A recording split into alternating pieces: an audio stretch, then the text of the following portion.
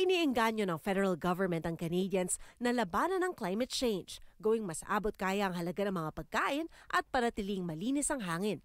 At isang paraan nito, pagtatanim sa bakuran o lugar na tinitirhan. Sa Vancouver, sinimula ni Christy Ray noong 2024 ang East Van Seed Library. Dito maaaring mag-donate ang mga community members pati ang mga local seed companies ng butong maaaring itanim para mas lumago ang biodiversity sa lugar. A lot of community people donate seeds from their garden, seeds that they've saved, and it's just free seeds for everybody. Ayon kay Ray, mainam magtanim sa loob ng bahay ng mga kamatis, sile at talong. Sa labas ng bahay, maganda daw magtanim ng peas, kale at lechugas ngayong papalapit na ang Abril. Maaari na rin daw ilipat sa labas ng indoor nursery o greenhouse ang scallions, sibuyas, pati ang ilang namumulaklak na halaman ngayong Mayo. Sa Toronto naman, ang mag-asawang Pinoy na sina Char at Marv, ginawang lifestyle na ang pagtatanim. Dati pa raw silang mahilig sa halaman pero nitong pandemya lang nila naisipan maging full-time content creators. Sa Planted in the Garden channel nila sa social media, mabusisi silang magturo at mag-inspire sa kung ano ang pwedeng itanim sa kanilang bakuran. Anila, nag-umpisa lang sila dati magtanim sa balkonahe ng kanilang kondo ng lechugas at kamatis. Nang makabili na ng sariling bahay, sumubok na sila magtanim ng mas maraming halaman.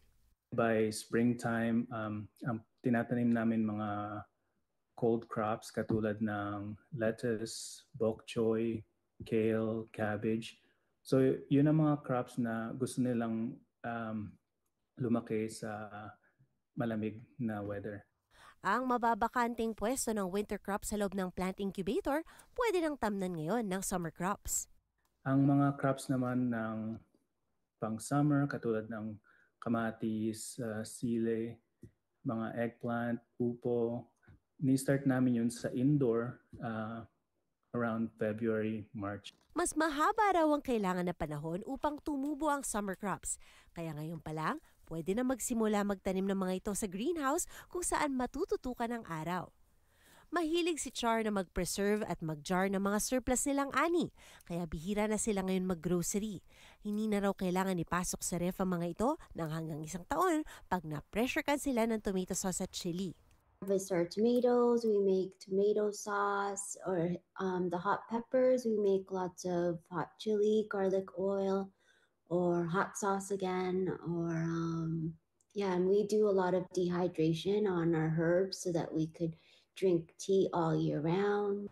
Sa mga madalas mamatayan ng halaman, ang payo ni Marv, bumili na lang kayo ng binhi sa plant nursery.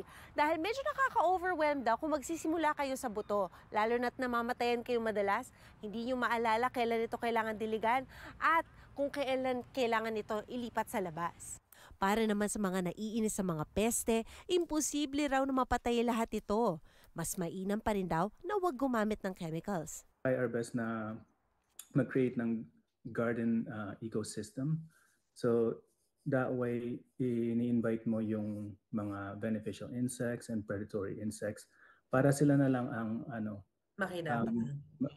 ang mag-work para sa iyo.